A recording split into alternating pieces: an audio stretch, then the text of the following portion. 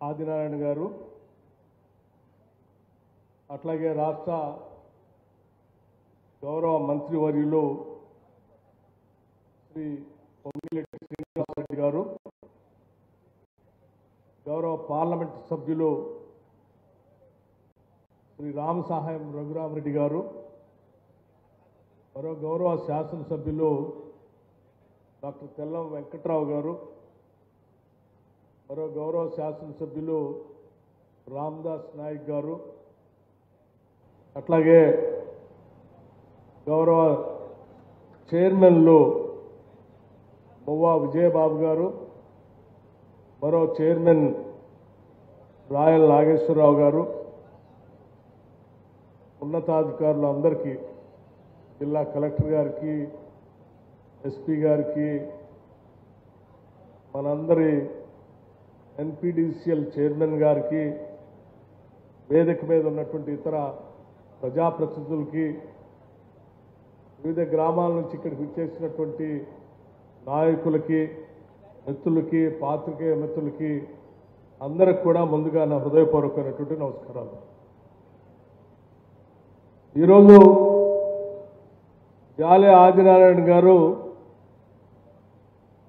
అశ్వరాపేట శాసనసభ నియోజకవర్గానికి సంబంధించినంతవరకు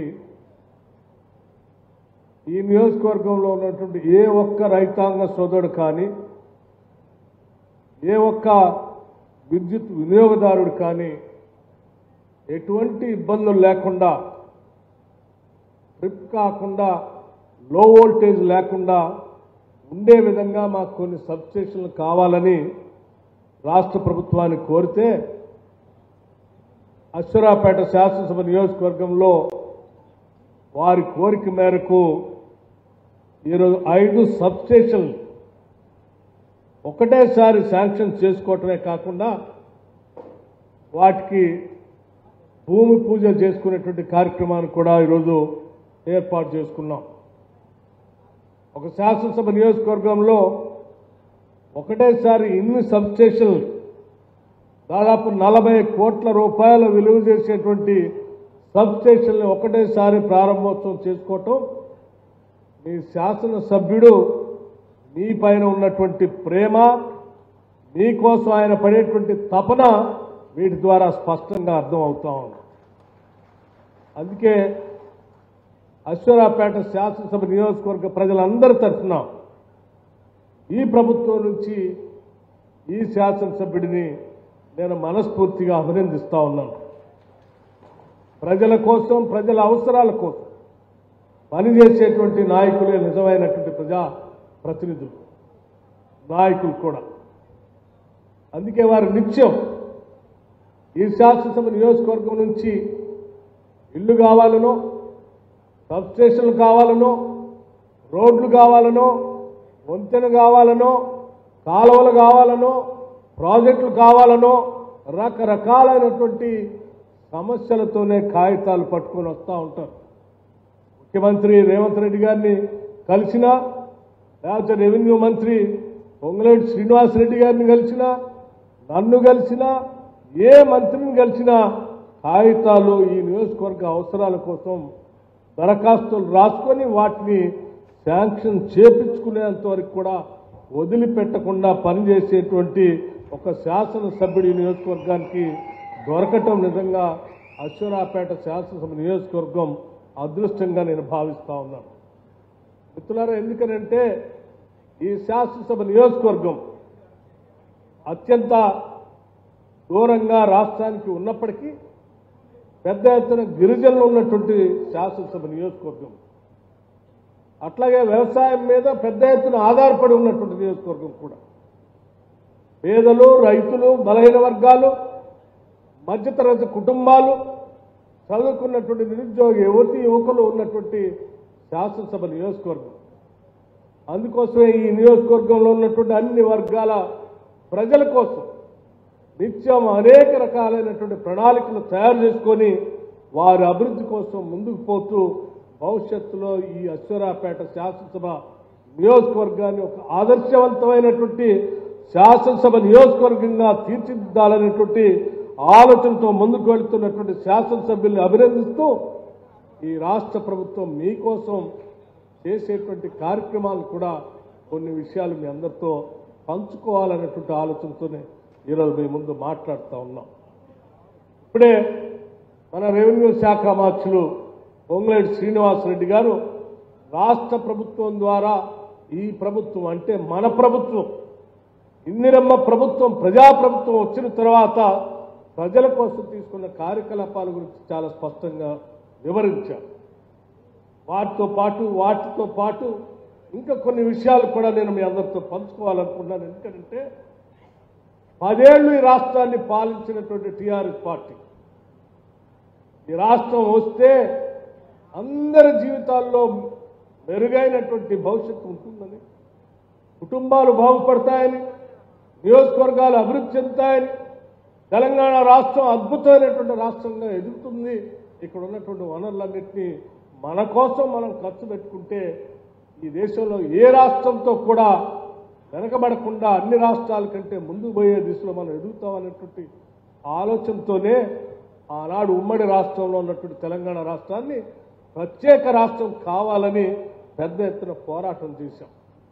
దాంట్లో భాగంగా శ్రీమతి సోనియా గాంధీ గారు నిజమే ఇక్కడ ఉన్నటువంటి వనరులు, ఇక్కడ ఉన్నటువంటి ఆర్థిక సంపద ఇదంతా ఆ ప్రాంత ప్రజల అభివృద్ధి కోసం వాడుకుంటే పెద్ద ఎత్తున మేలు జరుగుతుందనేటువంటి ఆలోచనతో పార్లమెంట్లో బిల్లు పెట్టి ఈ ప్రత్యేక రాష్ట్రం ఇస్తే అనేక రకాలైనటువంటి మాయమాటలు చెప్పి అధికారంలోకి వచ్చి 10 ఏళ్లు ఈ రాష్ట్రాన్ని జలగల్లాగా పట్టి పీడించి ఈ రాష్ట్ర ఆర్థిక వ్యవస్థని, ఈ రాష్ట్రంలో ఉన్నటువంటి ప్రజల శక్తిని జలగల్లాగా పీల్చి పిప్పి చేసి ఈ రాష్ట్రాన్ని అధోగతి పాలు చేసినటువంటి ఆ పాలన నుంచి బయటపడాలనేటువంటి ఆలోచనతో ఈ రాష్ట్ర ప్రజలు ప్రజాప్రభుత్వం రావాలని, ఇందిరమ్మ రాజ్యం వస్తే తప్ప మన బతుకులు బాగుపడవని ఆలోచన చేసి తెచ్చుకున్నటువంటి ఈ ప్రభుత్వం అనేక సంక్షేమ కార్యక్రమాలని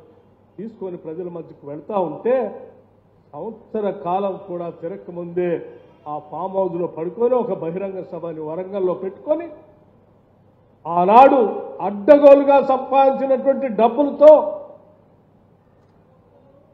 వాహనాలు పెట్టి జనాన్ని తీసుకొని వచ్చి నోటికి వచ్చినట్టు ఈ రాష్ట్ర ప్రభుత్వం పైన మాట్లాడితే బాధ అనిపించి వాస్తవ విషయాలు మీకు చెప్పాలనేటువంటి ఆలోచనతో ఈరోజు మీతో పంచుకుంటున్నాను.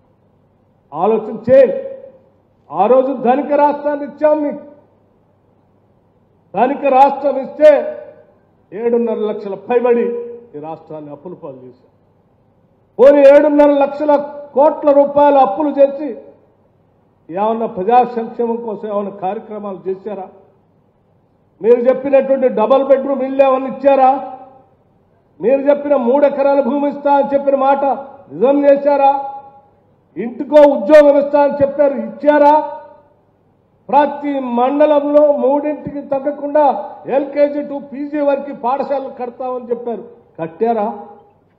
ప్రతి శాసనసభ నియోజకవర్గంలో 1,00,000 ఎకరాలకు తగ్గకుండా నీళ్లు ఇస్తాము, ఇరిగేషన్ ప్రాజెక్టులు పెడతామని చెప్పారు, పెట్టారా? మరొక పరిశ్రమను ఏమైనా పెట్టారా? ఓ పెద్ద నీటిపారుదల ప్రాజెక్టులు ఏమైనా కట్టి ఒక నాగార్జున సాగర్ లాగానో, ఒక శ్రీశైలం లాగానో, ఒక ఎస్ఆర్ఎస్పి ప్రాజెక్టు లాగానో, ఒక కడియం ప్రాజెక్టు లాగానో, లేకపోతే ఒక దేవాదుల ప్రాజెక్టు లాగానో, లేకపోతే ఒక శ్రీపాద ఎల్లంపల్లి ప్రాజెక్టు లాగానో ఏమైనా కట్టారా అంటే ఏదీ లేదు. ఇచ్చిన హామీలు చేయలే, తెచ్చిన డబ్బులు పెట్టి ఇటువంటి ప్రాజెక్టులు కట్టలేదు. కట్టక ఒక కాళేశ్వరం కడిచింది.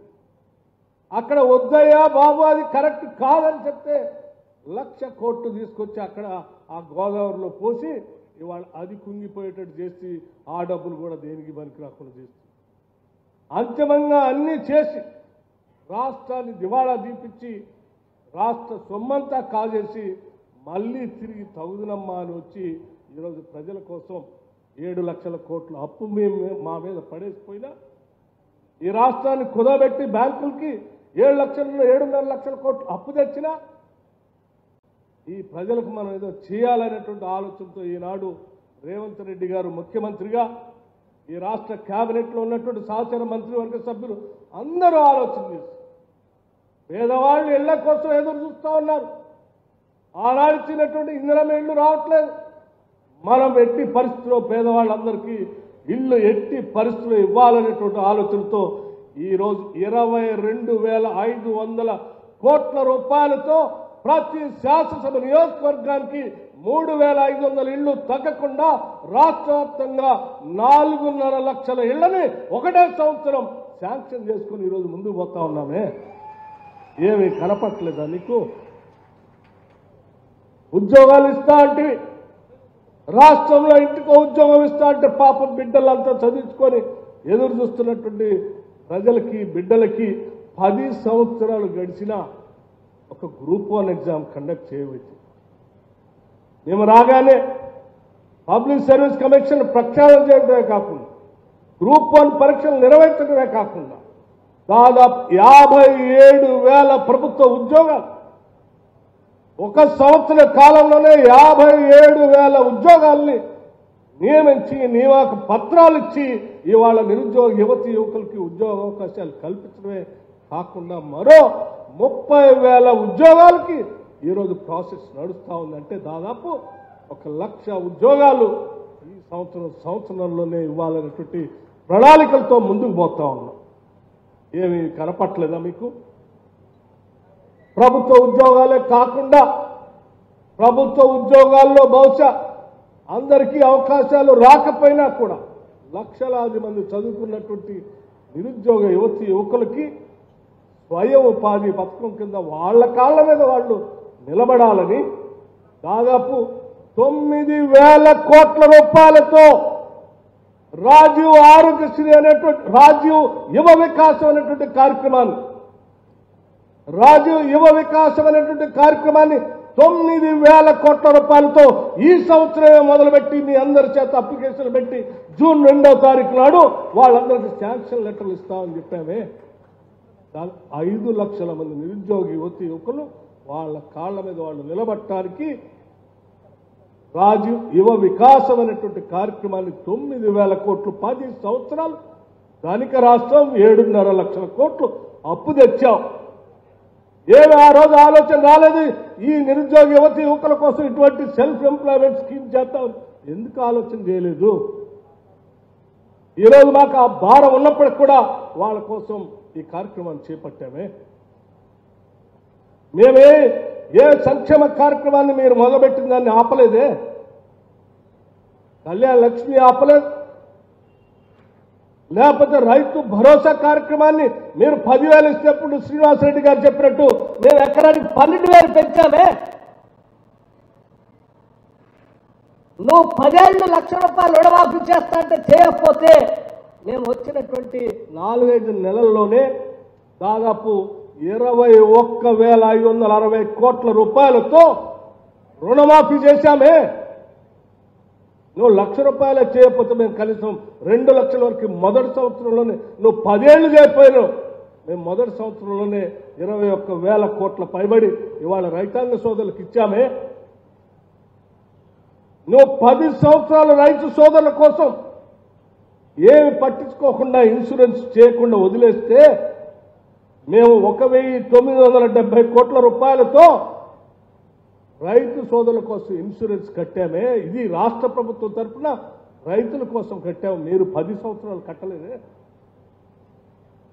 అంతెందుకు ఈరోజు సన్న బియ్యం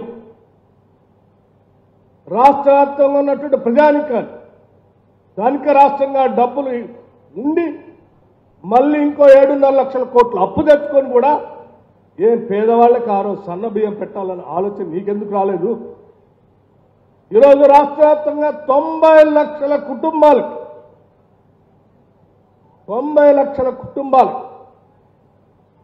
సన్న బియ్యం పథకాన్ని ప్రవేశపెట్టి దాదాపు 13,000 కోట్ల రూపాయలతో వాళ్ళ సన్న బియ్యంతో రాష్ట్ర ప్రజలందరికీ ప్రతి నెల ప్రతి మనిషికి 6 కేజీల లెక్క సన్న బియ్యం ఇచ్చే కార్యక్రమాన్ని మన ప్రభుత్వం ఇందిరమ్మ ప్రభుత్వం తీసుకొని ముందుకు పోతుంది. ఏమీ కనపట్లేదా మీకు? ఈరోజు పెద్ద ఎత్తున గిరిజన శాసనసభ నియోజకవర్గం ఇది. మేమేమో నీలాగా 7.5 లక్షల కోట్ల అప్పు చేయాలి. ఉన్న దాంట్లోనే అదనంగా పన్నులు కూడా వేయలేము. గిరిజనులు మన బిడ్డలు, మన రాష్ట్ర బిడ్డలు ఆ రోజు సోనియా గాంధీ గారి నాయకత్వంలో ఆర్ఓఎఫ్ఆర్ పట్టాలు ఇస్తే ఆ ఇచ్చిన పట్టాల్లో సాగు చేసుకోవడానికి కావలసినటువంటి వసతులు లేకపోతే ప్రతి సంవత్సరం ఇబ్బంది పడతా ఉంటే వాళ్ళ కోసం ఏదైనా చేయాలని ఆలోచన చేసి ఆనాటి కాంగ్రెస్ ప్రభుత్వం కోరితే పాపం వాళ్ళు దున్నుకోవటానికి పోతే ఆ గిరిజన కుటుంబాలు ఆడవాళ్లను కూడా చూడకుండా చెట్టు కట్టేసి కొట్టినటువంటి నువ్వు ఈరోజు బయటకు వచ్చి మాట్లాడుతూ ఉంటే సిగ్గు అనిపిస్తూ ఉంది మాకు. ఇందిరమ్మ ప్రభుత్వంగా, ప్రజా ప్రభుత్వంగా, పేదల ప్రభుత్వంగా మేము ఆలోచన చేశాం. ఇందిరా సవర గిరిజల వికాసం అనేటువంటి ఒక పథకాన్ని పెట్టి 12,500 కోట్ల రూపాయలతో రాష్ట్ర వ్యాప్తంగా ఉన్నటువంటి గిరిజన కుటుంబాలందరికీ వ్యవసాయం చేసుకోవటానికి వాళ్ళకి సోలార్ పంప్ సెట్తో పాటు డ్రిప్ ఇరిగేషన్, స్ప్రింక్లర్స్తో పాటు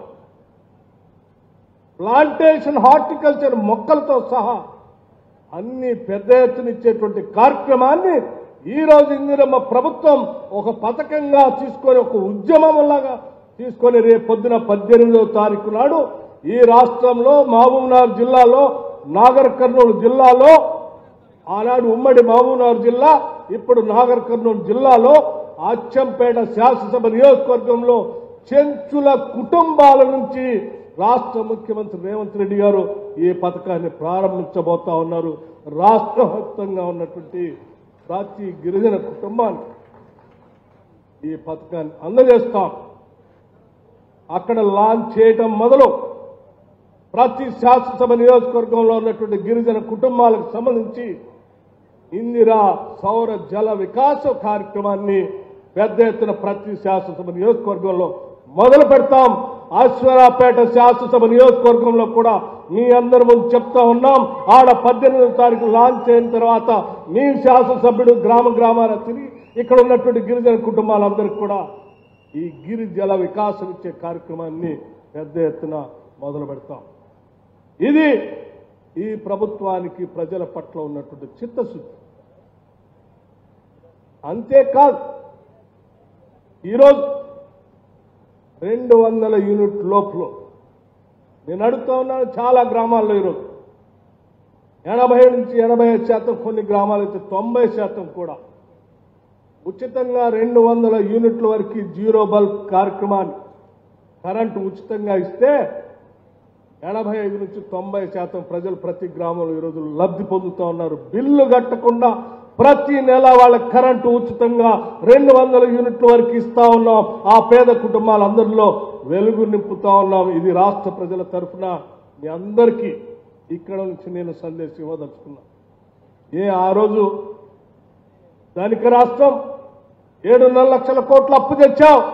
మరి ఆ రోజు పేదవాళ్ళ కోసం 200 యూనిట్ కరెంటు ఉచితంగా ఇద్దామని నువ్వు కానీ, నీ కొడుకు కానీ, నీ అల్లుడు కానీ ఎందుకు ఆలోచన చేయలేదు?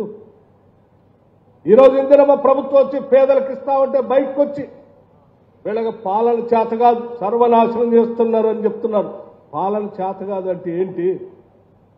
ప్రజల కోసం సంక్షేమ కార్యక్రమాలు చేయటం చేత కాదంటామా? నీలాగా రాష్ట్ర ప్రభుత్వానికి సంపదని దోచుకుంటే పాలన బాగా ఉన్నట్లా? అదే రాష్ట్ర ప్రభుత్వాలు ఎప్పుడు కూడా ప్రజల జీవన స్థితిగతులు మెరుగుపరచడానికి కావలసినటువంటి పథకాలు రచన చేసి ప్రతి రూపాయి పోగేసి వాళ్ళ అభివృద్ధి కోసం పనిచేయటమే నిజమైనటువంటి పరిపాలన. ఆ పరిపాలన ఈరోజు ఇందిరమ్మ రాజ్యం ఈ తెలంగాణ రాష్ట్రంలో రేవంత్ రెడ్డి గారి నాయకత్వంలో యావత్ మంత్రి మండలి ఆలోచన చేసి ప్రతి పథకాన్ని అమలు చేసే కార్యక్రమాన్ని చేస్తా ఉన్నాం. ఇవాళ 500 రూపాయలకే గ్యాస్ సిలిండర్ ఇస్తామని చెప్పాం. మరి మీరెందుకు ఆలోచన చేయలేదు? మేమేమో అదనంగా పనులేదే, మీలాగా 7.5 లక్షల కోట్లు అప్పు చేయలేదే. అయినా మేము ప్రతి అర్హత కలిగిన కుటుంబానికి 500 రూపాయలకే గ్యాస్ సిలిండర్ ఇస్తా ఉన్నాం. ఈరోజు అందరూ ఆలోచించే ఆనాడు డాక్టర్ వైఎస్ రాజశేఖర రెడ్డి గారు ప్రతి పేద కుటుంబం ఇబ్బంది లేకుండా ఉండాలనేటువంటి ఆలోచనతో ఏ రోగమో ఏ ఇబ్బందో వస్తో చెట్టుకో పుట్టకో దండం పెట్టి నేను బతికించుకోవాలని ఉన్నప్పటికీ కూడా వైద్యం చేయించుకోవడానికి నా దగ్గర డబ్బులు లేవు నీకు తప్ప దేవుడా అని పుట్టకో చెట్టుకో దండం పెట్టే కార్యక్రమంలో బతికేటువంటి జీవన స్థితిగతులు ఉన్న ప్రజలకి చెట్టుకు పుట్టక దండం పెట్టడం కాదు, ఆసుపత్రికి వెళ్ళండి ఆరోగ్యశ్రీ ఇస్తున్నా అని చెప్పి మొదలుపెట్టినటువంటి రాజీవ్ ఆరోగ్యశ్రీ కార్యక్రమాన్ని 10 ఏళ్ళు గాలికి వదిలేసావే. ఈరోజు మేము రాగానే పేద ప్రజలకి ఈసారి 5 లక్షలు కాదు పెంచాల్సిన అవసరం ఉందని చెప్పి 10 లక్షల రూపాయల వరకు రాజీవ్ ఆరోగ్యశ్రీ కార్యక్రమాన్ని పెంచి 90 లక్షల కుటుంబాలకు ఈరోజు 10 లక్షలతో రాజీవ్ ఆరోగ్యశ్రీ కార్యక్రమాలు చేస్తూ ఉన్నామే. ఇది కనపట్లేదా మీకు? ఈరోజు చేస్తున్నటువంటి ప్రతి సంక్షేమ కార్యక్రమం వాళ్ళ రాష్ట్రంలో సగభాగం ఉన్నటువంటి మహిళలు మీ అందరికీ తెలిసింది. రాష్ట్రంలో ఏ మూల నుంచి ఎక్కడికి వెళ్ళాలన్నా, తల్లిగారింటికి వెళ్ళాలన్నా, లేకపోతే దేవాలయానికి వెళ్ళాలన్నా, లేకపోతే బిడ్డలు చదువుకునేటువంటి పాఠశాలకు వెళ్ళాలన్నా, లేకపోతే పట్టణానికి పోయేదని తెచ్చుకోవాలన్నా ఆర్టీసీ బస్సులో ఈ రాష్ట్రంలో ఉన్న ప్రతి మహిళ ఉచితంగా ప్రయాణం చేసేటువంటి కార్యక్రమాన్ని, ఉచిత బస్సు రైడ్ని ఈరోజు మన ప్రభుత్వం, పేదల ప్రభుత్వం, ప్రజా ప్రభుత్వం, ఇంధనము ప్రభుత్వం మొదలుపెట్టి రాష్ట్ర వ్యాప్తంగా తిరుగుతూ ఉంది. ఇదట బాగలేదట, మహిళలట తిరగొద్దట, వాళ్ళ దగ్గర కూడా డబ్బులు వసూలు చేయాలని వరంగల్ సభలో మీటింగ్ పెట్టి చెప్తాడు. అయ్యా మేము ప్రజల దగ్గర డబ్బులు వసూలు చేసుకొని దోపిడీ చేయడానికి అధికారంలోకి రాలేదు. మేము ఈ రాష్ట్ర సంపదని, వనరుల్ని, ప్రజల జీవన స్థితిగతులు మెరుగుపరచడానికి వచ్చాం తప్ప వాళ్ళ బంద్ చేయటానికి రాలే. నీలాగా బిడ్డలు చదువుకుంటా ఉంటే 10 ఏళ్ళు ఆ రెసిడెన్షియల్ స్కూల్స్లో, హాస్టల్స్లో, లేకపోతే ప్రభుత్వ హాస్పిటల్స్లో పోయే పేషెంట్లకు సంబంధించి 10 సంవత్సరాలు నిత్యావసర ధరలు పెరిగాయి, కానీ వాళ్ళ పెట్టే ఆహారానికి సంబంధించి మాత్రం ₹1 పెంచలేదు. పోషకాహారాలు ఇవ్వాల్సినటువంటి హాస్టల్స్లో సరైనటువంటి డబ్బులు రాక, వాళ్ళు పెట్టలేక బిడ్డలు అల్లాడుతూ ఉంటే చదువుకోవాలని కోరుకున్నటువంటి తల్లులు వాళ్ళ ఆకలి తీరపోయిన బిడ్డ నువ్వు ఆండే ఉండి చదువుకోవాలని చెప్పి వీళ్ళు కన్నీరు పెడుతూ ఆ పాఠశాలలో అట్లాగే 10 సంవత్సరాలు ఉంచారు. ఆలోచన చేశాం మేము, ఈ బిడ్డల భవిష్యత్తే మన భవిష్యత్, ఈ రాష్ట్ర భవిష్యత్తు కూడా ఈ బిడ్డల భవిష్యత్తుతోనే ముడిపడి ఉందని చెప్పి రాగానే 40% డైట్ ఛార్జెస్ పెంచాం, 200% హాస్పిటల్ ఛార్జెస్ పెంచాం.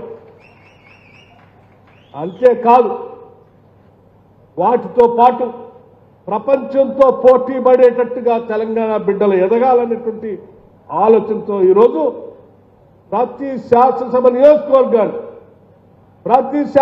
నియోజకవర్గానికి 25 ఎకరాలకు తగ్గకుండా ఉండేటువంటి young India integrated residential schools ని ఇంగ్లీష్ మీడియంలో ప్రపంచ స్థాయిలో పోటీ పడేటట్టుగా మొదటిసారి ఈ రోజు దేశ చరిత్రలో ఎక్కడా లేనట్టుగా తెలంగాణ రాష్ట్రంలో శాంక్షన్ చేసి చివరికి అశ్వరాపేట శాసనసభ నియోజకవర్గంలో కూడా పాఠశాలను శాంక్షన్ చేశాం. భూమి పూజ చేసుకొని ముందు పోయే కార్యక్రమాన్ని బహుశా ఇక్కడ భూమి పూజ కూడా 1 వారం రోజుల్లో భూమి పూజ కార్యక్రమాన్ని కూడా చేసుకుంటున్నామని చెప్తున్నాం. ఈ పాఠశాల మొదలు పెట్టడానికి ఆల్రెడీ నిధులు కూడా కలెక్టర్ గారికి పంపించాం. ఈ పాఠశాలలో ఇంగ్లీష్ మీడియం ఉంటుంది, పుస్తకాలు ఇస్తారు, యూనిఫామ్ ఇస్తారు, పొద్దునే బ్రేక్ఫాస్ట్ ఇస్తారు, మధ్యాహ్నం భోజనం పెడతారు, సాయంత్రం టీ స్నాక్స్ ఇస్తారు, మళ్ళీ భోజనం పెడతారు. ఇంగ్లీష్ మీడియంలో విద్యాబుద్ధులు నేర్పుతారు. అత్యంత ఆధునిక పాఠశాలతో పాటు క్రీడా ప్రాంగణాలతో ఏ ప్రైవేటు పాఠశాలలో లేనటువంటి ప్రమాణాలతో ఈ పాఠశాలను మొదలు పెడతా ఉన్నాం. ఇది రాష్ట్ర ప్రజల బిడ్డల బాగోగుల కోసం రాష్ట్ర ప్రభుత్వం చేస్తున్నటువంటి ఈ కార్యక్రమం. ఇన్ని పెద్ద ఎత్తున చేసుకుంటూ పోతా ఉంటే ఆయనట సంవత్సర కాలం 10 ఏళ్ళు సంపదనంతా దోసుకొని మమ్మల్ని రాష్ట్రాన్ని మొత్తాన్ని తాకట్టు పెట్టి 7.5 లక్షల కోట్లు తెచ్చి దాన్ని ఖతం చేసి ఫామ్ హౌస్లో సంవత్సరంలో పడుకొని బయటకు వచ్చి వరంగల్లో సభ పెట్టి ఈ కాంగ్రెస్ వాళ్ళు నాశనం చేస్తున్నారని చెప్తున్నారు. ఏంటి నాశనం చేయటం? పాఠశాలలు పెట్టడం నాశనం చేయటమా? లేకపోతే ఇప్పుడు చెప్పుకున్న సంక్షేమ కార్యక్రమాలన్నీ అమలు చేస్తూ వాటితో పాటు ఇంకా అనేక అభివృద్ధి కార్యక్రమాలు తీసుకొని ముందుకు పోతా ఉన్న ఇరిగేషన్ ప్రాజెక్ట్స్ అన్ని మీరు గాలికి వదిలేసిపోతే వాటన్నింటిని లెక్కగట్టి 6 నెలల్లో ఏ ఇరిగేషన్ ప్రాజెక్ట్ కంప్లీట్ చేయొచ్చు, సంవత్సర కాలంలో ఏ ఇరిగేషన్ ప్రాజెక్ట్ కంప్లీట్ చేయొచ్చు, రాబోయే 4 సంవత్సరాల్లో ఏ ఇరిగేషన్ ప్రాజెక్ట్ కంప్లీట్ చేయొచ్చు అని చెప్పి లెక్కగట్టి వాటిని ప్రణాళికాబద్ధంగా పూర్తి చేసుకునే కార్యక్రమంలో ముందుకు పోతా ఉన్నాం. హైదరాబాద్ నగరం అభివృద్ధితో పాటు ఈ రాష్ట్ర అభివృద్ధి ఆధారపడి ఉంది. ఎందుకంటే హైదరాబాద్ చుట్టూ వస్తున్నటువంటి అభివృద్ధితో ఈ రాష్ట్రానికి ఆదాయం వస్తుంది. ఆ ఆదాయంతో రాష్ట్రంలో ఉన్నటువంటి పేదలందరికీ మనం సంక్షేమ కార్యక్రమాలు చేసుకోవడానికి అవకాశం ఉందన్నటువంటి ఆలోచనతో ఈరోజు పెద్ద ఎత్తున ముందుకు పోతా ఉన్నాం. అందులో భాగంగానే ఈరోజు రాష్ట్ర వ్యాప్తంగా ఆనాడు మనం మొదలుపెట్టినటువంటి ఇందిరా క్రాంతి పథం, ఐకేపీ డ్వాక్రా సంఘాలు వడ్డీ లేని రుణాలు ఇచ్చేటువంటి కార్యక్రమాన్ని ఆనాటి కాంగ్రెస్ ప్రభుత్వం మొదలు పెడితే 10 ఏళ్లను అధికారంలో ఉండి పాపం మహిళలందరినీ గాలికి వదిలేశారు. ఈరోజు మన ప్రభుత్వం రాగానే మళ్ళీ డ్వాక్రా సంఘాల అందరినీ పోగేసి ఆ డ్వాక్రా సంఘాలకి మహిళలకి సంవత్సరానికి 20,000 కోట్ల రూపాయలకు తగ్గకుండా వడ్డీ లేని రుణాలు ఇచ్చేటువంటి కార్యక్రమాన్ని ఈరోజు ఇందిరమ్మ ప్రభుత్వం తీసుకొని ముందుకు పోతాం.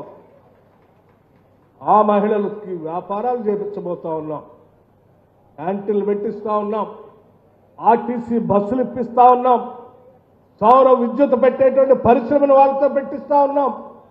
అంతిమంగా ఈ రాష్ట్రంలో ఉన్నటువంటి ప్రతి మహిళ ఆత్మగౌరవంతో తలెత్తుకొని ఈ రాష్ట్రం నాది, ఈ రాష్ట్రంలో నేను తలెత్తుకొని గర్వంగా నేను బతకగలిగినటువంటి పరిస్థితితో ప్రతి మహిళ అభివృద్ధి కోసం ఈరోజు రాష్ట్ర ప్రభుత్వం ప్రణాళికలు ముందు చేసుకొని పోతా ఉన్నాం. ఇన్ని చేసుకొని పోతా ఉంటే మహిళలకు ఇస్తే అన్యాయం అంటాం, నిరుద్యోగ యువకులకు ఉద్యోగాలు ఇస్తే అన్యాయం అంటాం, సెల్ఫ్ ఎంప్లాయ్మెంట్ కింద రాజీవ్ యువ వికాసం పెడితే అది అన్యాయం అంటాం, లేకపోతే రాజీవ్ ఆరోగ్యశ్రీ పథకం ఇస్తే అది అన్యాయం అంటాం, ఇందిరమ్మ ఇల్లు ఇస్తే అది అన్యాయం అంటాం, బిడ్డలు చదువుకోవటానికి పాఠశాల పెడితే అది అన్యాయం అంటాం, రైతాంగ సోదరుల కోసం ఇన్సూరెన్స్ కట్టి వడ్డీ లేని రుణాలు ఇచ్చి లేకపోతే వాళ్ళకి రుణమాఫీ చేసి రైతు భరోసా ఇచ్చి సన్న ఒడ్లు కొనుగోలు చేసేటువంటి కార్యక్రమంలో 500 రూపాయల బోనస్ ప్రతి క్వింటాకి ఇస్తే అది అన్యాయం అంటాం. ఎవరికి ఏం చేసినా అన్యాయం అంటావు. చివరికి నువ్వు నీ కుటుంబానికి సంబంధించిన నీ పార్టీకి సంబంధించిన నలుగురు ఈ రాష్ట్ర సంపదను దోచుకుంటే అది న్యాయమా? లేకపోతే ఈ రాష్ట్రంలో ఉన్న 4 కోట్ల మంది ప్రజలకి సంపదని పంచితే అన్యాయమా? మేమంతా 4 కోట్ల మంది ప్రజలు పంచడానికే ప్రయత్నం చేస్తాం తప్ప నీలాగా నీ కుటుంబానికి సంబంధించిన నలుగురు దోపిడీ చేయడానికి ఎట్టి పరిస్థితుల్లో ఇందిరమ్మ ప్రభుత్వం ప్రజాప్రభుత్వం ఒప్పుకోదని చెప్పి చాలా స్పష్టంగా చెప్పాలనేటువంటి ఆలోచనతోనే ఈరోజు మీ అందరితో ఈ కార్యక్రమం ఆలోచన చేసి మేము మాట్లాడదలుచుకున్నాం. మిత్రులారా, ఆలోచించే ఇంకా చాలా సంక్షేమ కార్యక్రమాలు రాష్ట్ర ప్రభుత్వ దృష్టిలో ఉన్నాయి. భవిష్యత్తులో వీటితో పాటు అనేక కార్యక్రమాలను మొదలుపెట్టే కార్యక్రమాలు కూడా చేయబోతున్నామని చెప్తూ తెచ్చుకున్నటువంటి ప్రజాప్రభుత్వాన్ని, ఇందిరమ్మ ప్రభుత్వాన్ని, ప్రజల కోసం పనిచేసేటువంటి ఈ ప్రభుత్వాన్ని అల్లరిపాలు చేసి ఆబాపాలు చేసి తిరిగి దొరల పాలన తెచ్చుకోవాలనే దోపిడీదారులంతా ఏకమవుతూ ఉన్నారు. అటువంటి దోపిడీదారుల మాటలు నమ్మవద్దని, ఆ దోపిడీదారులందరినీ దూరంగా ఉంచాలని, అప్పుడే నిజమైనటువంటి ప్రజాస్వామ్య ప్రజా సంక్షేమ అసలు సిసలైన ఇందిరమ్మ ప్రభుత్వ పాలనే మెరుగైన పాలన చెప్పి మీ అందరికీ నేను సవినయంగా మనవి చేస్తూ సెలవు తీసుకుంటున్నాను. జై హింద్.